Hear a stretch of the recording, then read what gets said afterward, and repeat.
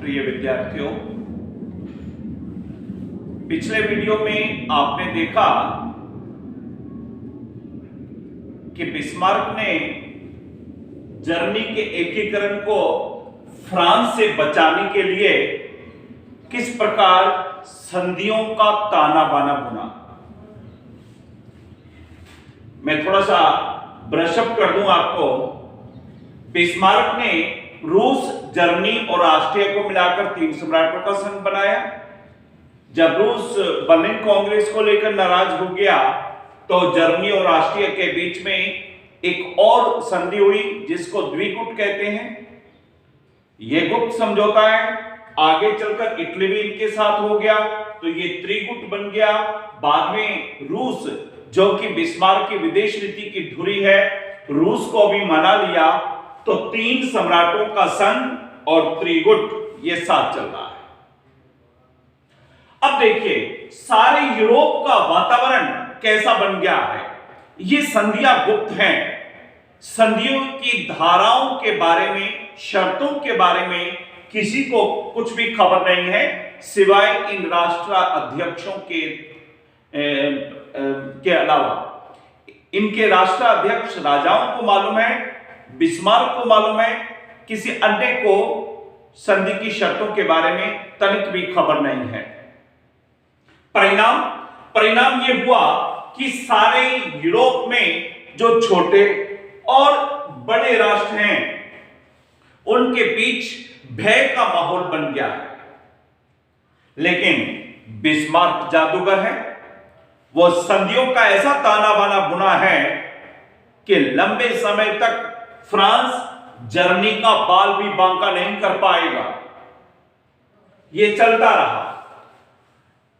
1871 से यह सिलसिला शुरू हुआ, 1888 तक यह चलता रहा और बिस्मार्क को उसकी विदेश नीति में जर्मनी के सम्राट विलियम प्रथम का भरपूर सहयोग मिला। दुर्भाग्यवश 1888 में जर्मनी के सम्राट विलियम प्रथम की मृत्यु होती है और उसका 25 वर्ष का पुत्र केसर बनता है। केसर में राजा बनता है जर्मनी का। नाम है विलियम द्वितीय के नाम से गद्दी पर बैठता है।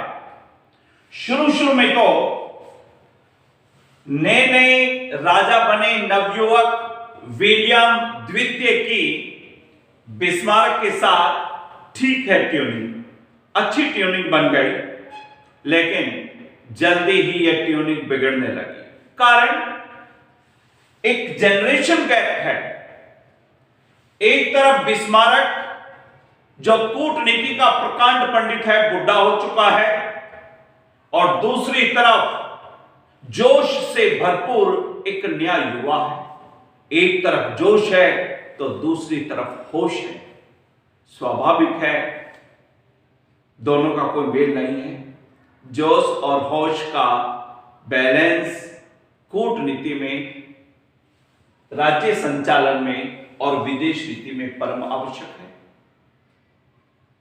फलतः जल्दी ही बिस्मार्क और विलियम द्वितीय सम्राट के बीच संबंध बिगड़ने लगे।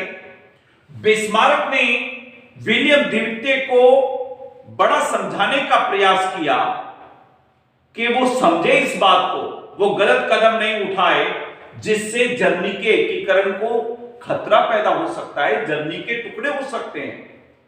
लेकिन वो सम्राट है। परिणाम 1888 में विलियम द्वितीय गद्दी पर बैठा।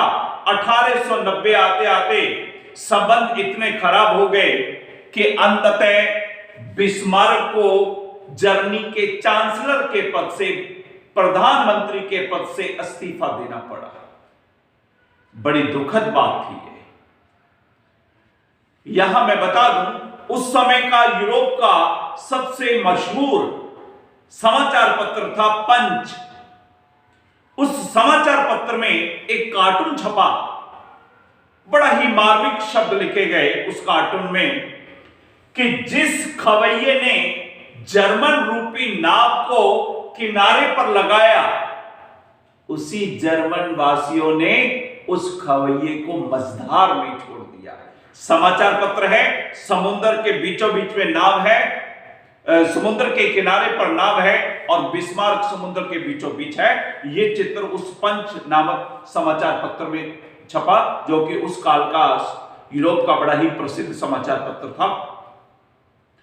तो बड़ा ही दुखद विदाई हुई है बिस्मार्क की, लेकिन जाते जाते कूटनीति के इस महान प्रकांड पंडित ने एक भविष्यवाणी भी कर दी फिर, क्योंकि वह जानता था कि संधियों का जो ताना बाना मैंने बुना है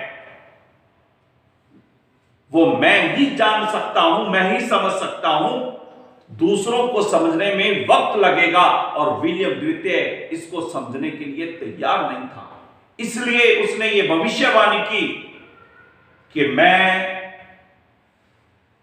पूरब की तरफ से ठीक 20 वर्ष बाद विश्व युद्ध की ज्वाला को निकलते हुए देख रहा हूं।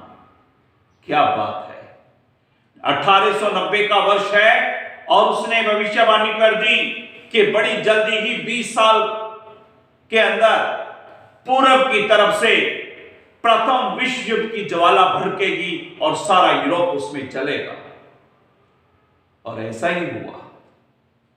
बिल्कुल 1914 में आप सब जानते हैं कि प्रथम विश्व युद्ध शुरू हो गया और उससे पहले बल्कान के युद्ध हुए हैं, जो कि एक तरह का प्रथम विश्व युद्ध का अभ्यास मैच समझ सकते हैं आप उन्हें। तो कुल मिलाकर इस महान व्यक्ति 1870 से लेकर 1890 तक का युग बिस्मार्क युग के नाम से जाना जाता है। इसकी विदाई के साथ स्वाभाविक है एक रिक्त स्थान कूटनीति के क्षेत्र में खाली अवश्य हुआ है। शुरू में तो विलियम द्वितीय ने बिस्मार्क की नीति पर चलते हुए इंग्लैंड से पंगा नहीं लिया। बिस्मार्क ने कभी भी इंग्लैंड से पंगा नहीं लिया। जानता है कि सर्वशक्तिशाली राष्ट्र है और सारे समीकरण बिगाड़ के रख देगा।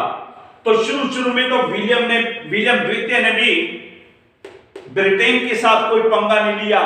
बड़ी अच्छी बातें की कि मैं जल का चूहा, मैं थल का चूहा हूं, स्थल का चूहा हूं, आप जल के चूहे हैं। जल के चूहे और स्थल के चूहे में कभी वैर नहीं हो सकता, कभी प्रतिद्वंदिता नहीं हो सकती। ब्रिटेन को बड़ा अच्छा लगा, विलियम द्वितीय यहां की यात्रा कर रहा है, यहां के नेता जर्मनी की यात्राएं कर रहे हैं, इंग्लैंड और जर्मनी के बीच बड़े अच्छे संबंध हैं। लेकिन जल्दी ही विलियम द्वितीय की महत्वाकांक्षाएं जो अंदर दबी पड़ी हैं बिस्मार्क की समझदारी के कारण, वो जाग उठी और यहीं से वो घटना चक्र घूमता है जो सारे बिस्मार्क द्वारा स्थापित समीकरणों को एक तरह से बिगाड़ कर रख देगा और फ्रांस को मित्रहीन रखने का जो लक्ष्य निर्धारित किया था बिस्मार्क ने, वो टूट गया और बिस्मार्क को मित्र मिल जाएंगे। और यहां से सारी कहानी प्रथम विश्व युद्ध की ओर सारी दुनिया को लेकर चली जाती है। आज इतना ही, शेष अगले वीडियो। Thank you.